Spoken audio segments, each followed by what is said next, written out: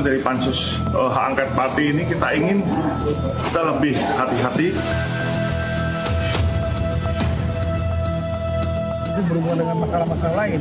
Tolong jangan sampai juga ada kepentingan politik di balik itu.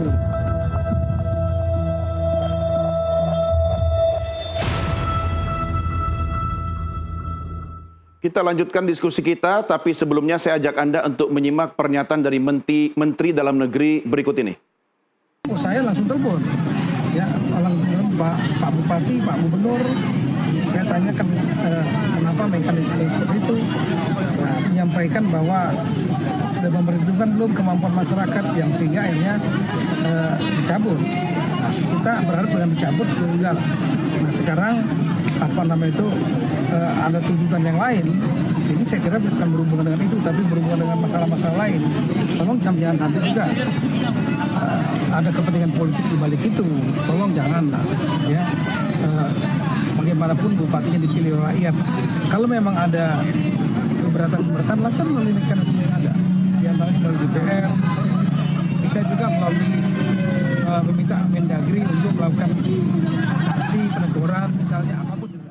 Baik, Pak Joni, bagaimana menjawab kekhawatiran Menteri Dalam Negeri, jangan-jangan ada udang di balik bakwan, ada kepentingan politik di balik itu semua, Pak?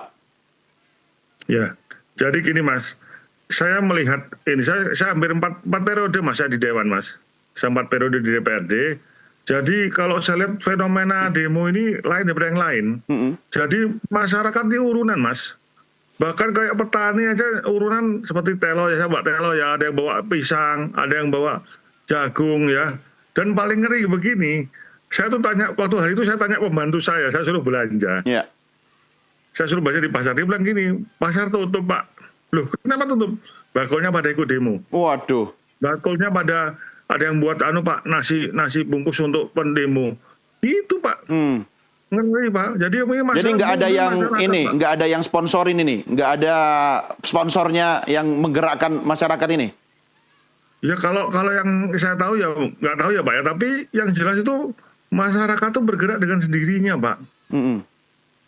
Itu. Jadi memang bisa dilihat lah, mungkin ditanya atau diselidiki silakan. Tapi betul-betul banyak sekali ya, sampai 100.000 mungkin ada itu. Kalau saya lihat yang demo itu, Mas. Artinya Pak Agung, masyarakat bergerak ini karena kesamaan rasa, kesamaan visi, kemudian mendapatkan momentum yang tepat. Akhirnya kalau pernyataan Mendagri tadi, jangan ada kepentingan. Mas, saya potong sebentar ya Mas, saya potong ya Mas.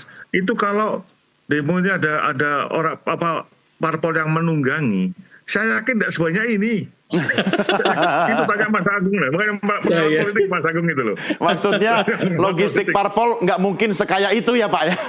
Itu betul Pak, betul. Itu Mas Agung yang pengalaman itu. Ya Pak Agung gimana?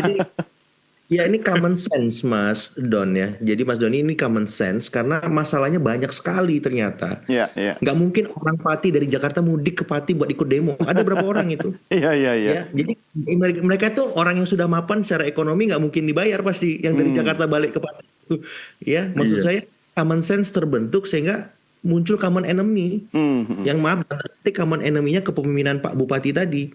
Seperti itu. Jadi maksud saya ini jadi presiden juga gitu. Bagi pusat, saya berpikirnya tadi simple. Ini Pak Bupati dipanggil ke pusat, di-retreat lagi. Ya, retreat jilid 2 Mas Doni. Supaya apa? Supaya proses politik apakah pansus pemakzulan dan hal yang lain itu jalan aja dulu. Ya, Pak Bupati di-retreat sama Pak Mendagri. Nanti hasilnya apa? Pansus pemakzulan ya sudah. Beliau nanti dikembalikan lagi di Pati setelah di-retreat. Biar refresh dan siap menerima apapun konsekuensi politiknya. Supaya apa? Pati tenang dulu. Pemerintahan siapa yang jalanin? Mungkin wakil bupati atau Pak Sekda semacam itu. Karena ini kan force majeure. Ini darurat. Ya ini ya saya melihatnya ya bahaya. Ini bahaya politiknya tinggi ini. Kalau nggak hati-hati dikelola oleh pemerintah pusat, pemerintah provinsi maupun pemerintah kabupaten. Ya kalau nggak puas masyarakat nanti bukan hanya digeruduk. Iya. Jadi maksud saya ini harus cepat, harus gesit nih. Mendagri ngapain? Pemerintah provinsi kan dan nurunin tim katanya. Tapi buat saya Pak Pak Bupati ini di-retreat lagi lah bahasanya. Seperti kasus Pak Luki Hakim waktu beliau cuti ternyata izinnya tidak sampai ke Kemendagri, akhirnya dipanggil ke Jakarta, dikasih semacam retreat ulang, kalau nggak salah saya 3 bulan, apa 2 bulan gitu. Iya. Ya ini juga kan kasusnya lebih parah ya.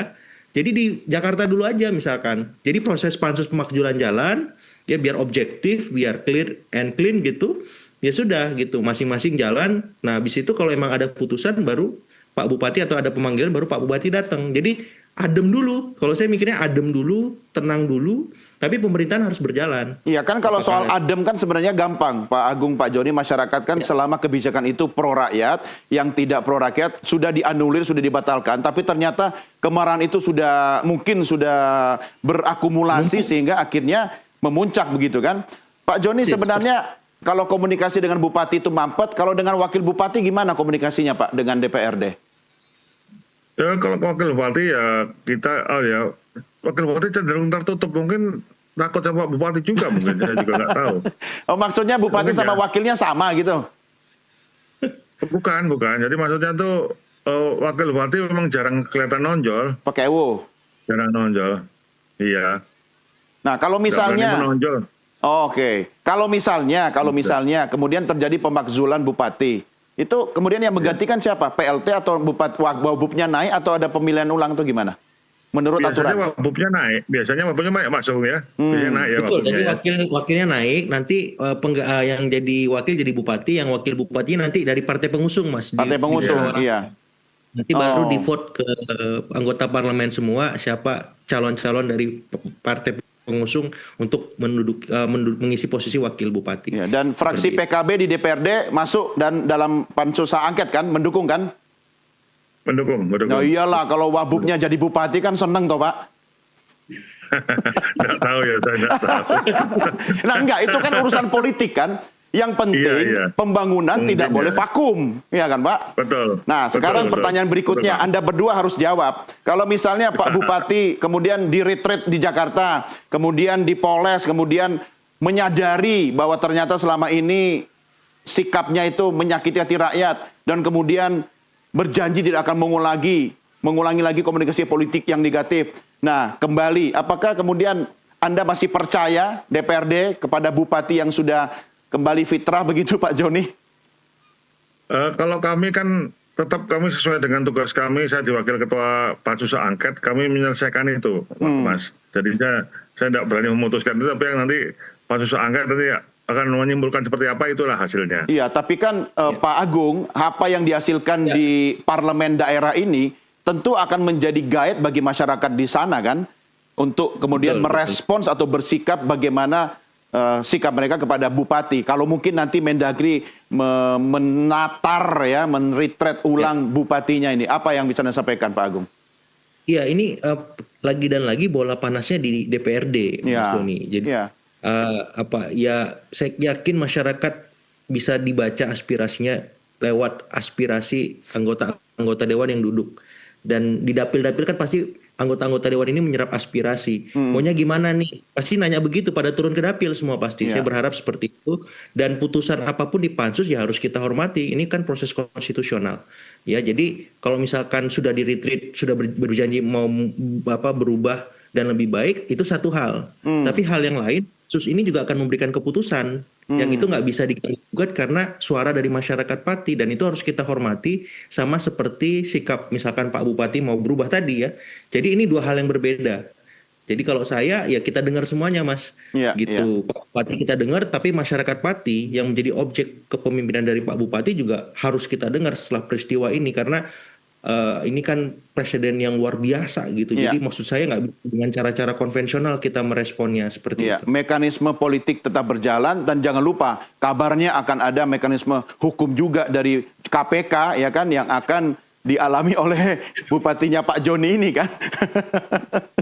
Pak Joni, saya mau tanya Pak Joni, pansus hak angket itu akan mengundang semua pihak yang terkait dengan kasusnya Pak Bupati kan? Nah, kemudian dilakukan upaya pengumpulan data, dokumen, atau apa yang menjadi dasar? Apakah hanya sekedar dokumen, bukti-bukti, saksi-saksi, sampai akhirnya kemudian menjadi kuat untuk merekomendasikan pemakzulan Bupati? Ya, jadi seperti data, bukti atau dokumen itu sebetulnya kan itu untuk membuka bahwa rumornya seperti gini, apakah benar? Nah, Konfirmasi itu loh, berarti ya? Pak. Iya, konfirmasi, betul, betul. Konfirmasi nanti kan kelihatan. Ya. Oh, berarti sebenarnya seperti ini ya, itu loh, Mas. Tapi kalau misalnya Gitu. pihak-pihak yang Anda undang itu kemudian masih mendapatkan, artinya apa? Di bawah otoritas bupati, kemudian mereka tidak bisa menyampaikan komunikasi secara terbuka, berarti kan Anda tidak punya bukti-bukti yang cukup. Kan tidak mungkin berdasarkan asumsi atau rumor doang, Pak. Oh tidak, jadi gini Pak. Jadi memang kami diajari, kami kan punya tim ahli dari akademisi dan juga dari tata negara, hukum tata negara pemerintah itu kami diajari lah beberapa cara atau trik ya. Jadi untuk penyidikan ini, jadi apa ya, pastilah insya Allah Pak, mereka pasti dapat bukti-bukti ya. Udah terjepit Pak, soalnya dua sisi. Kalau mereka tidak mengaku, mereka menutupi hadapannya dengan rakyat Pak, dan itu kan kita live streaming, kita terbuka open, jadi kelihatan ini wah ini orang ini pembohong nih, malah dia di kampungnya nggak tahu nanti gimana kan gitu Pak. Masyarakat yang menghakimi dan masyarakat ini. Jadi jangan khawatir masyarakat, Pak Joni udah belajar di Bareskrim ya untuk menjadi penyidik ya. Pak Agung, ada presiden apa kira-kira Pak Agung Anda lihat belajar dari peristiwa di Pati ini Pak? Saya kira banyak, tadi sudah sempat saya elaborasi. Pertama ya, seorang bupati, kepala daerah ketika menang pemilu bukan berarti dia selesai membangun koalisi. Utamanya koalisi dengan ya DPRD, dengan masyarakat, dengan semua stakeholder yang ada. Jangan pernah menganggap sepele hal-hal semacam ini, karena ini justru menjadi bangunan kokoh bagi kepala daerah manapun untuk bisa survive sepanjang 5 tahun dia memerintah. Yang kedua, DPRD-nya juga, Mas Presiden. Jadi DPRD se-Indonesia ini juga mau nggak mau lebih responsif, lebih berinisiatif, melihat lagi, mengecek lagi semua perda, aturan-aturan terkait, agar tidak menyinggung perasaan dan ya hati nurani masyarakat. Karena sekarang ini kan ekonomi lagi kurang positif di beberapa tempat, gitu ya. Jadi maksud kebijakannya jangan sampai melukai mereka. Mereka kan butuh misalkan menjawab ancaman PHK massal. Apakah Pak Bupati menyediakan itu misalkan? Malah banyak honorer yang dipecat misalkan. Ini stabilitas harga-harga sembako lagi fluktuatif. Malah ditimpa dengan PBB 250%. Ini kan masyarakat yang apes banget gitu loh. Mereka butuh solusi atas masalah-masalah itu, di situ malah ditimpa dengan kebijakan yang menyakiti, bahkan membuat kantong mereka terkuras gitu. Dihajar sama bupatinya sendiri ya Pak ya? Iya, ini kan hidup dan mati. Ini saya makan dari mana kalau begini? Kalau begitu, ya marah. Sesederhana itu sebenarnya. Ini presiden juga buat daerah lain, hati-hati membuat kebijakan yang istilahnya membuat kantong masyarakat itu akhirnya terdebet, Mas. Itu hati-hati, auto debit ya. Betul, karena kan itu luar biasa kenaikannya. Yang terakhir sebenarnya ya komunikasi dan sosialisasi kebijakan itu penting, melibatkan semua. Jangan sampai ya ketika misalkan memimpin ya pergub aja cukup jalan gitu, nggak bisa kan? Apalagi ini sensitif.